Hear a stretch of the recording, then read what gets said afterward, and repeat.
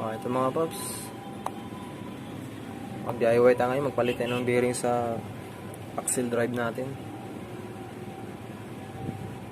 Itong bearing kasi na to mga paps, pagka pumunta kayo sa bilihan ng mga parts, ang hanapan ka talaga agad ng anong sukat, hanapan ka nila. Ito ang gagawin mong sukat. Yan lang, ay mag-focus.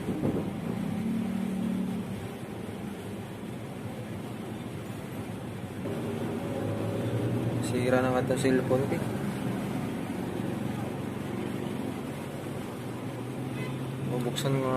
Buksan ko na lang para makita nyo talaga yung sukat nito.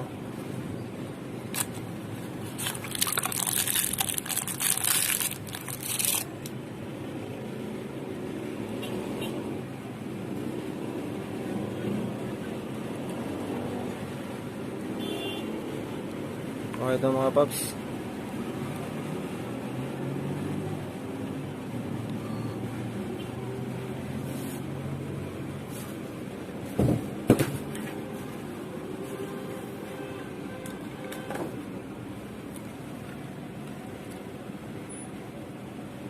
yan 60-22 RS. Yan lang sasabihin nyo, yung 60-22 RS. Ito yung sukat ng sa axle drive. Bali dalawa yung axle drive natin ituturo ko sa inyo kung saan to, kung saan sila dapat ilalagay. Sige, bubuksan ko na. DIY na ako.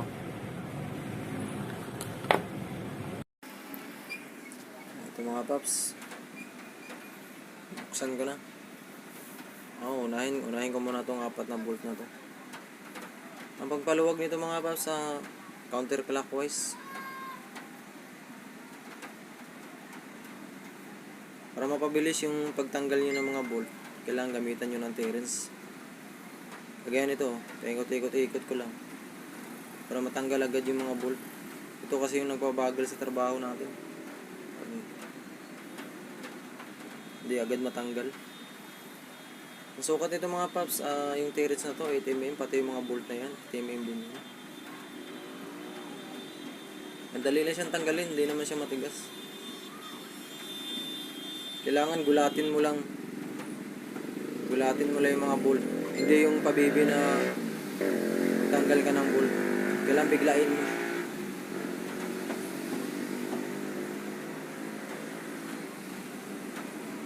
Kung may napansin kayo, yung gear wheel na yan, drain ng gear wheel, tinanggal ko na, di ko na sinama sa video. Pero mamaya ay tuturo ko pa rin yan kung saan ang lagayan ng gear wheel at saan yung labasan ng gear wheel.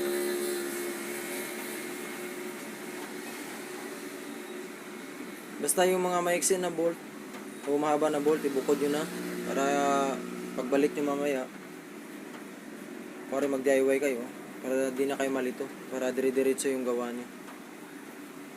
Ito, maiksi yan. Yan yung sa baba, tsaka sa taas. Magkadikit lang yan, di kayo malito nyan.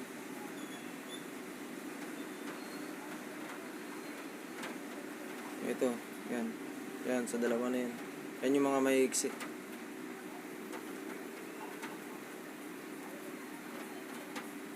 Sa ibukod nyo lang yung mga bolt na to. Yan, sa 4 sa loob, tapos doon sa labas 2.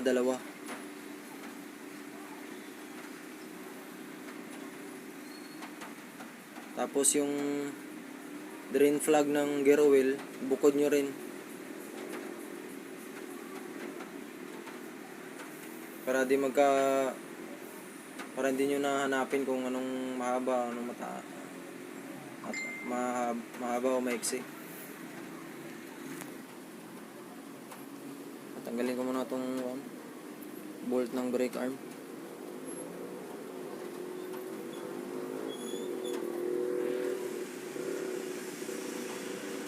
Saka mga paps, huwag kayong kabahan kung mag-DIY kayo.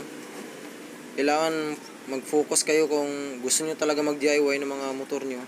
Mag-focus kayo. Basta isipin nyo na lang na bawat galaw mo, kailangan tandaan mo. Huwag kang matakot kung gusto mong mag-DIY.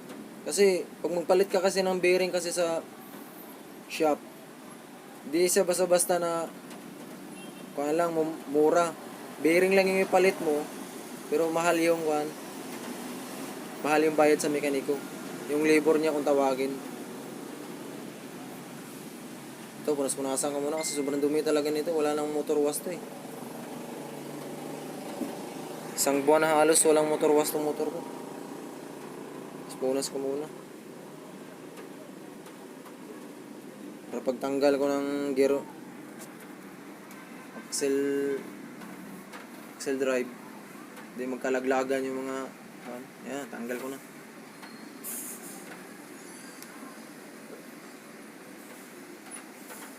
Ito yung gearbox natin. Yan. Diyan yung tatanggalin natin yung bearing mamaya.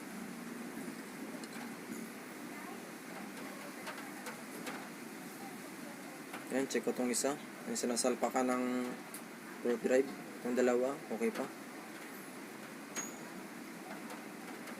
Tapos ito, dito yung may problema. Malugalog na talaga siya. Sobrang lalim kasi ng lubak na dinadaanan ko.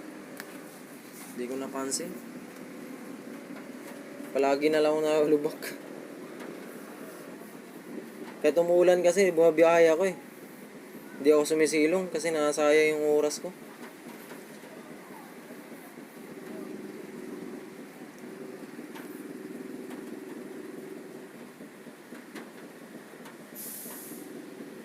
Basta ito mga paps, kung kayo. Basta desidido kayo mag-DIY.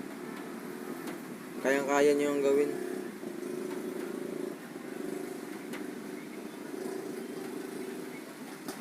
Yan, okay pa yung mga bearing niyan. Walang mga sira yan. Sine-check ko lang kung may basag yung mga kuha niya, bulitas. Wala naman nakita may basag. Okay, check ko rin to. Hindi naman siya mahirap magpalit ng mga bearing mga paps.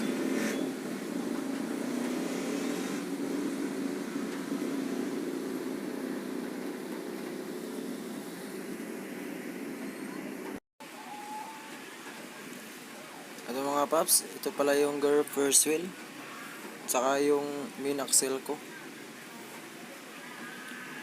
Tsaka yung axle drive o axle bearing. May bearing dyan, yan ang tatanggalin natin sa ilalim.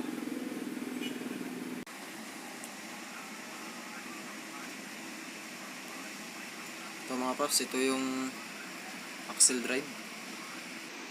Tapos ito yung gear nya.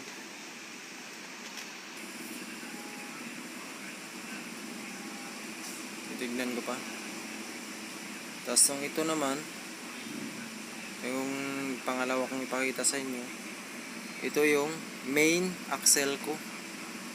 Tapos yung may mga washer dyan, dalawa. Tika lang, ayusin ko lang muna. Pakita ko sa inyo to.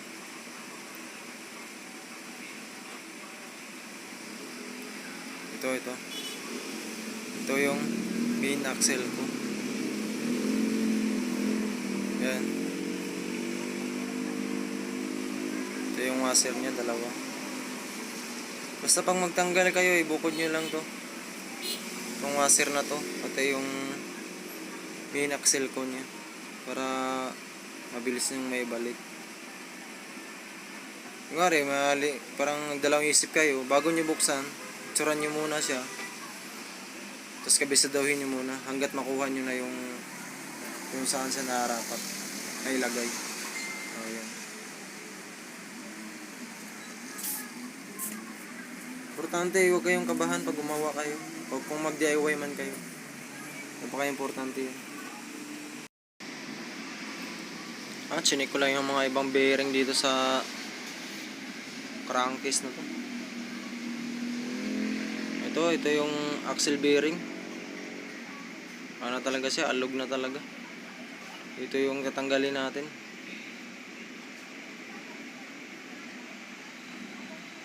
Kasi wala akong katulong, ako na lang magtanggal. Sapinan ko lang to ng masahan.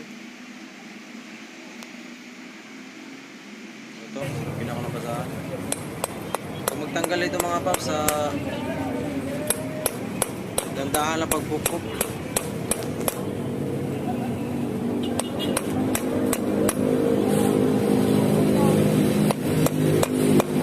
Makita yung wheel seal, huwag nyo nang tanggalin, isama nyo na sa pagtanggal ng bearing.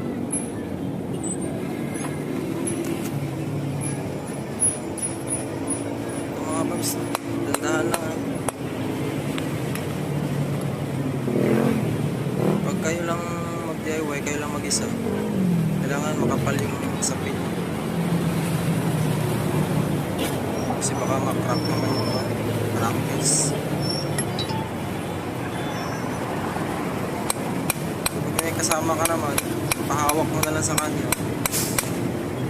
yung crankcase gugan niya o gearbox para matanggal natin para matanggal niya yung bearing. Mas dandahan po.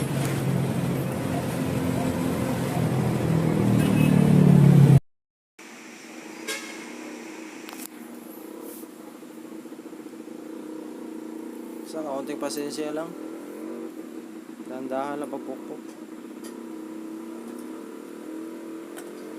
Ganun talaga.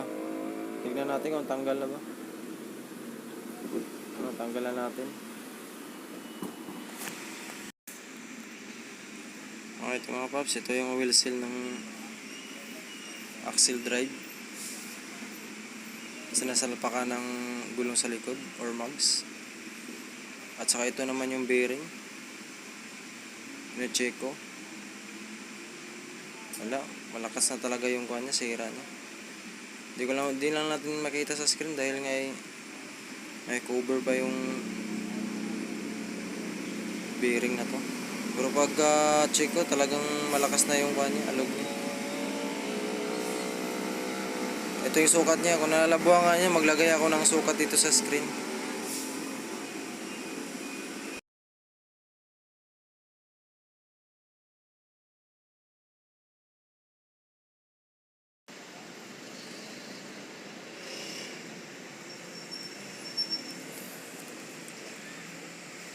Bago natin nilagay yung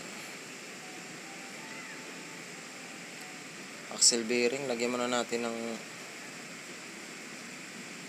kaunting grasa para dumulas. Naasan ko muna para malinis talaga.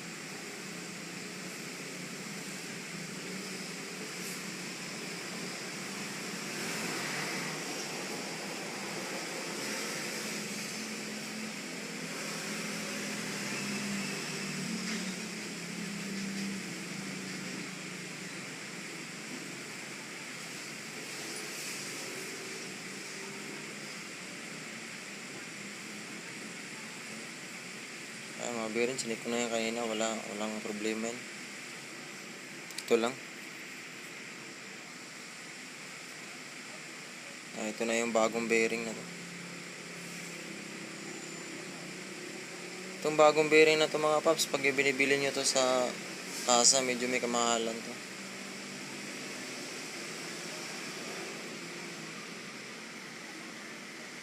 Ayan, sukat yan. Pero malabo din yung makita. Pinakita ko na kanina, yan yung sukat.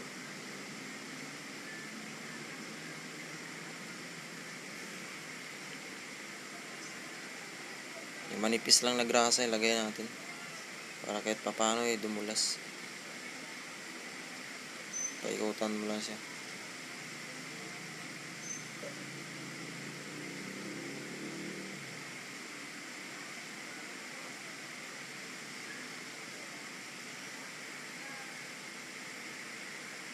Lagyan na natin yung bearing.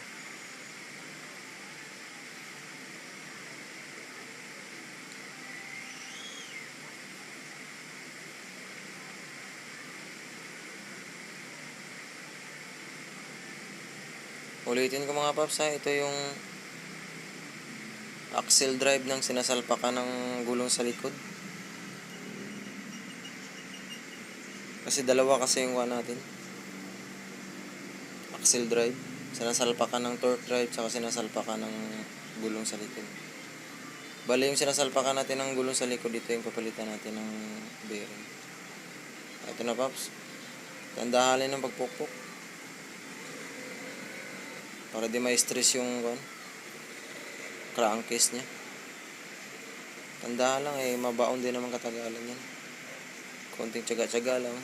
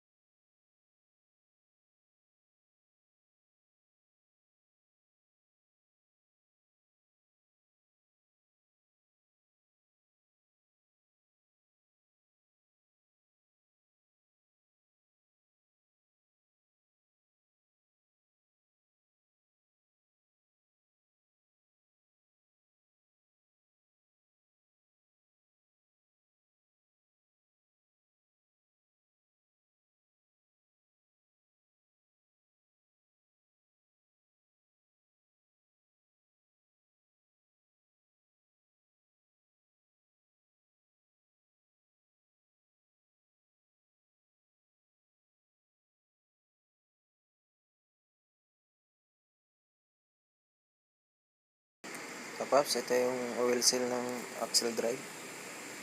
Yung pagbalik nito, yung kailangan yung kanal niya nasa loob.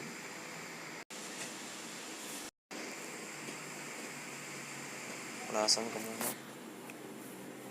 Kailangan pagbalik natin ng lahat ng piyesa, kailangan malinis talaga.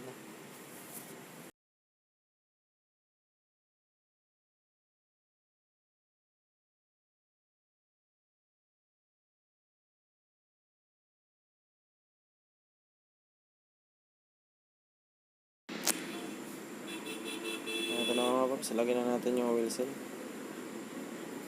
Basta yung may kanal sa loob.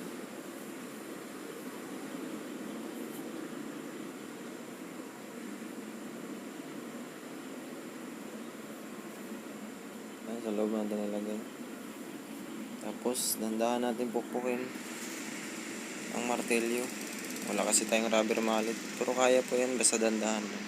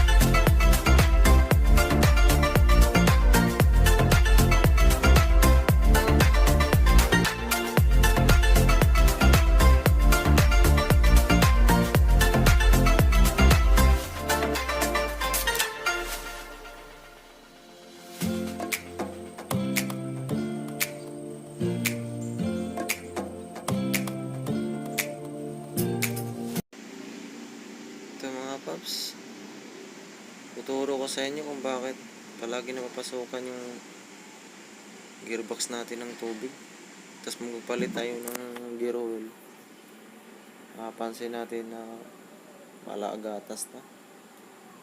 Di talaga may iwasan yan na mapasukan ng tubig, kasi dito kasi sa ilalim ng brake arm na to, o sa gilid ng brake arm, mayroon ditong maliit na butas, balisingawan to. Pero minsan kasi pag malakas talaga yung ulan o may baha, talsikan talaga siya ng tubig.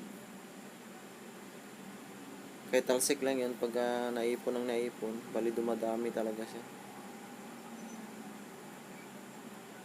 Yan talaga pag mga scooter type.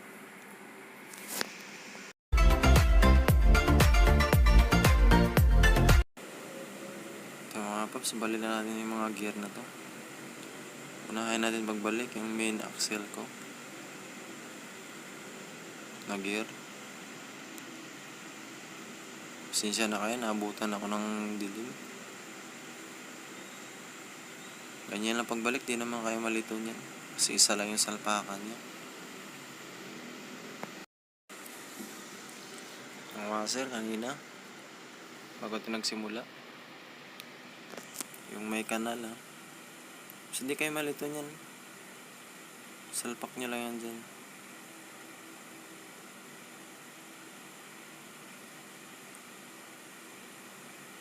Tapos punasan muna natin para sigurado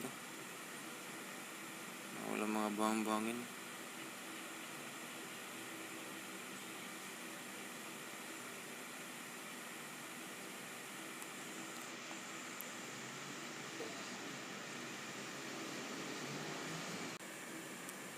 Ito mga paps, hindi ko na napakita kung paano na ibalik kasi sobrang dilim. Ang hiram na lang ako ng ilaw. Lagyan na natin ng liquid gasket kasi nasira na yung gasket ko paper gasket lang kasi ito.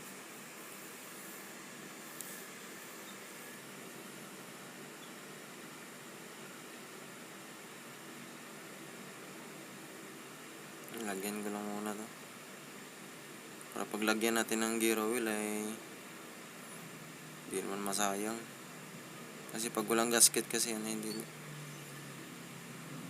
Diyan lumulusot yung gear oil. Pag walang gear oil, panigurado, sira ang mga gear. Kaya kailangan natin ma-seal to.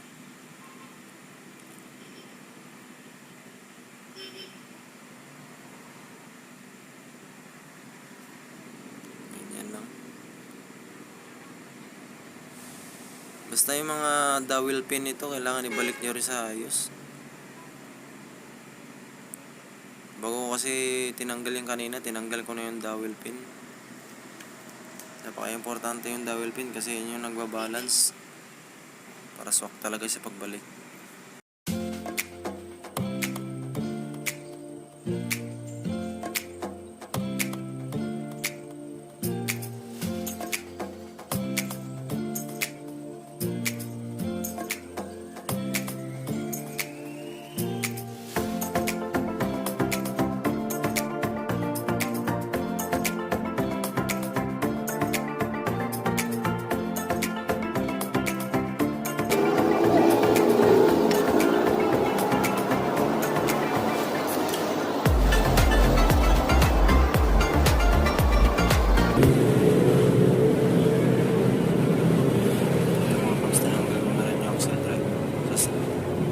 Nasalpa ka ng front drive.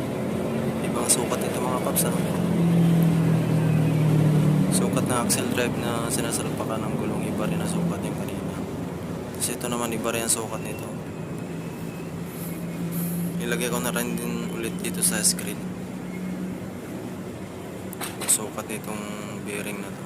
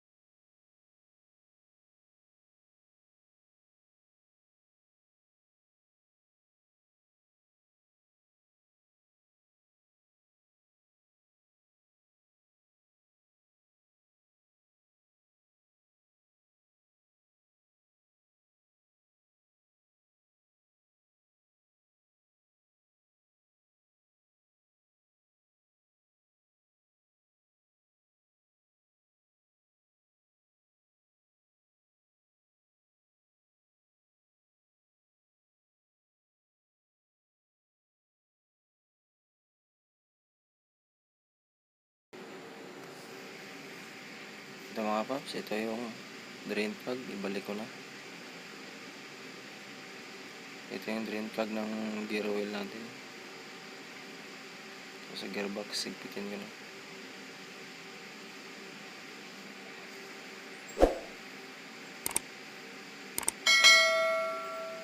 Okay, wala ka loob. Ito, maglagay natin ng gear oil. Synthetic po yan ng gear oil mga paps. Bigay lang sa akin ito, gagamitin ko.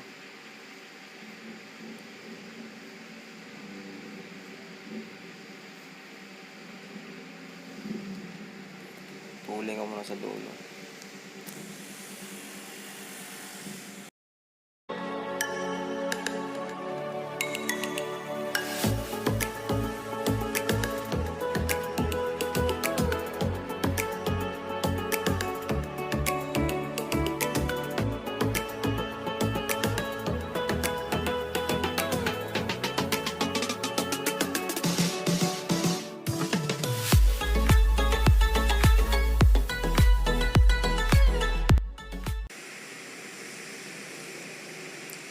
Ito mga paps, balik ko na yung